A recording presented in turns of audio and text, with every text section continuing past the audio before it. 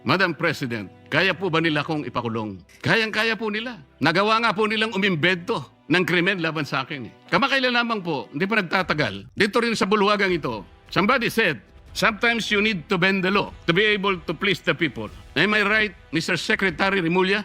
Secretary Remulla, then Secretary of Justice, now Ombudsman, said loudly, yes, sir. So pwede na nang baluktutin lahat, kagaya ng pambabaluktot na ginawa nila. Pero sinasabi ko, Madam President, they can imprison me, they can arrest me, but I tell them, they still will not win. Itaga nila yon sa bato.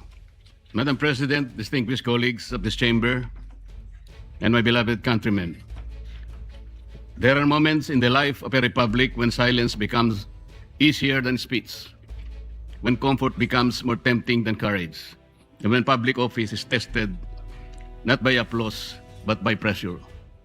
This is one of those moments, Madam President. I rise today on a question of privilege. Just last week, I was stunned with the shadow of a complaint filed by the Field Investigation Bureau, Office of the Deputy Ombudsman for Luzon. A complaint perfectly timed, wrapped in legal language, amplified by noise, and aimed not merely at my person, but at my independence. I stand before you not as a man begging to be understood, not as a senator asking to be spared, and not as an accused shrinking from the weight of accusation. Rather, I am here as a servant of the Constitution, elected by the people, bound by oath, and determined to perform my duty without fear, without favor, and without surrender. The complaint arrived while the Senate is confronted with uncomfortable truths, namely, the pending continuation of the investigation of the anomalous flood control projects, the approaching constitutional burden of an impeachment trial, and the growing pressure upon this institution to surrender its independence through political maneuvering disguised as constitutional reform. Let us not pretend that this complaint came in a vacuum. The pattern is too visible to ignore. First, remove the inconvenient voices from the inquiry, then weaken those who refuse to conform, then frighten others into silence and submission before the decisive constitutional battles begin. Mr. President, this is not merely about a complaint. The trump-up charges filed against me and some of my friends are not merely legal accusations. They form part of a deeper and more nefarious design to intimidate independent voices, to punish dissent, and to warn every senator that the price of asking hard questions could lead to personal damnation. If the intention of these cases is to silence me, let me say this at the very beginning. It has failed. I will not be silenced. I did not seek public office to become comfortable, Madam President. I did not take my oath merely to occupy a seat in this chamber while billions disappear into darkness, while constitutional processes are manipulated by pressure, or while the Senate is slowly conditioned to fear retaliation for independent judgment. I did not take my oath to serve only when service is convenient. I did not come to this chamber to lend my voice when power applauds and withdraw it when power becomes displeased. The senator is not elected to be timid. The senator is not sworn into office to become a spectator while the Constitution is tested, while impeachment proceedings demand judgment, and while the people cry out for truth about the wide-scale theft of public funds. Instead, a senator is elected to stand, to examine, to question, to decide, and when necessary, to resist. This is what I intend to do. So let the complaint be examined. Let the evidence be tested. Let the law speak. I will answer in the proper forum with documents, with facts, and with the calm confidence of one who knows that accusation is not proof, that attacks couched in legal veil do not constitute the truth. And before the Filipino people, I must say what is plain. A complaint without nexus is not justice. A complaint without evidence is public injury, official favor, corrupt consideration, or abuse of office is not accountability. It is machinery. It is pressure. It is a warning shot fired at those who refuse to kneel. And if that warning was meant for me, Mr. President, then the answer is very clear. It failed. The complaint against me speaks of amounts. It speaks of dates. It speaks of suspicion. But suspicion is not evidence. Amount is not corruption. Political inconvenience is not probable cause. An accusation, no matter how loudly repeated, is not proof. It is a theater. It is pressure. It is machination. Let me state the legal defenses plainly on the allegations against me. The law did not define the limits of liberality among friends. They did not say that friendship must stop at the number chosen by one's accusers. They did not say that generosity becomes criminal merely because the amount is substantial. What the law forbids is not liberality. It forbids corruption. What it condemns is not friendship. It condemns the sale of public duty. At least I stated the truth. At least I faced the issue. At least I did not hide behind silence. So I ask, what of those who receive support, gifts, donations, favors, or assistance for their own electoral campaigns and keep them beyond public scrutiny? Shall the law be a sword only against those who dissent and shield for those who belong to the circle of the powerful? If transparency is demanded, let it be demanded of all. If public morality is the standard, let no one be exempt because of wealth, alliance, influence, or proximity to power. And so I speak again, clearly and directly. What official act did I sell? What vote did I promise? What public fund did I touch? What government contract was delivered? What favor was asked, promised, or given? If they cannot answer these questions, then this complaint is not the pursuit of justice. It is a deliberate attempt to silence dissent. But this is larger than me. This is not a fight for one man. This is not a fight for one faction. This is not a fight for political survival.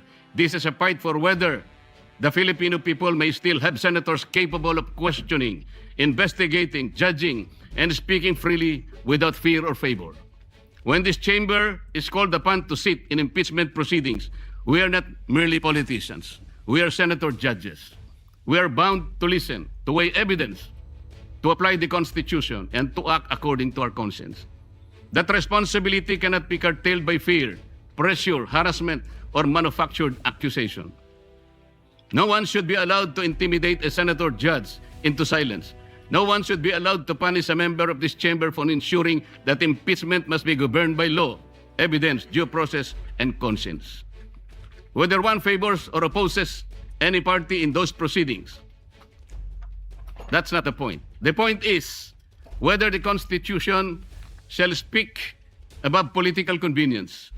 I will perform that duty, Madam President. I will listen. I will weigh the evidence. I will obey the Constitution. I will not prejudge. I will not be dictated upon. I will not surrender the independence of my vote to any power outside this chamber. Even if the path becomes lonely, I will walk it. Even if the attacks become heavier, I will endure them. Even if my voice becomes inconvenient to the powerful, I will continue to speak the way I should. The same is true of the Senate's investigation of the flood control scandal. That inquiry must continue. It must not be weakened. It must not be derailed. It must not be silenced. If there has been grand-scale theft from the country's coffers, then that is among the greatest sins of our modern public life. It is not ordinary corruption. It is the stealing of safety from communities that drown. It is the stealing of roads from farmers. It is the stealing of classrooms from children. It is stealing of medicine from the sick, wages from workers, and hope from taxpayers who labor honestly while others feast on public money. No senator should be silenced when the duty is to follow the trail of the public's money. No committee should be weakened when the task is to expose corruption. No voice should be threatened when the question before the nation is whether the billions intended for the people were ransacked by bandits of insatiable greed. I do not fear imprisonment. I fear a country where freedom itself is imprisoned. I fear a republic where legal processes are twisted into weapons, where dissenting voices in the Senate are mechanically trimmed down, and where the rich and the powerful elite manipulate institutions so that only their chosen voices may be heard, while others may refuse to speak because of threats I will not, Madam President. I will not let fear write my narrative. I will not let intimidation decide my vote. Make me bleed, and I will still shout out to the high heavens for truth and justice. Push me against the wall, and I will still push back with all the lawful strength that conscience, evidence, faith, and duty can give me. Not with violence, not with hatred, not with recklessness, but within the Constitution, in my hand, the law in my shield, the truth as my voice, and the Filipino people as my reason. Nelson Mandela once spoke of a democratic and free society as an ideal for which he was prepared, if necessary, to die. I do not compare myself to Mandela. I am too little to even try, Madam President. But I understand the burden of that lesson. Freedom is never preserved by the silent. It is preserved by those who still speak when silence becomes the safer choice. And so I say this to those who believe that cases can frighten us, that accusation can tame us, that pressure can make us forget the oath we took before the people. You have misread the Senate. You have misread the Constitution. You have misread me. May I repeat? I will answer this complaint in the proper forum, calmly, firmly, and with evidence. I will sit in impeachment proceedings with conscience, impartiality, and due regard for the record. I will pursue the examination of flood control anomalies with courage, fairness, and determination. I will not allow public funds meant to protect our people from floods to disappear into the hands of those who already have too much. I will not allow the greatest theft of our time to be buried under intimidation. Even if I am the only one left standing, I will stand. Even if my voice is the last one they wish to hear, I will still speak. Even if the path becomes lonely, difficult, and costly, I will continue because the oath I took was not ceremonial. It was not a line recited for record. It was a solemn charge from the Filipino people to defend the Constitution, to guard the public trust, and to act with courage when silence becomes convenient. Let those who weaponize the law answer to history. Let those who steal from the people answer to justice. Let those who seek to silence dissent understand this. A senator who remembers his oath cannot be purchased by comfort, cannot be subdued by threats, and cannot be defeated by fear. Madam President, kaya po ba nila kong ipakulong? Kayang-kaya po nila. Nagawa nga po nilang umimbento ng krimen laban sa akin. Kamakailan lamang po, hindi pa nagtatagal, dito rin sa bulwagang ito, somebody said, sometimes you need to bend the law to be able to please the people. Am I right, Mr. Secretary Remulla? Secretary Remulla, then Secretary of Justice, now Ombudsman, said loudly, yes, sir.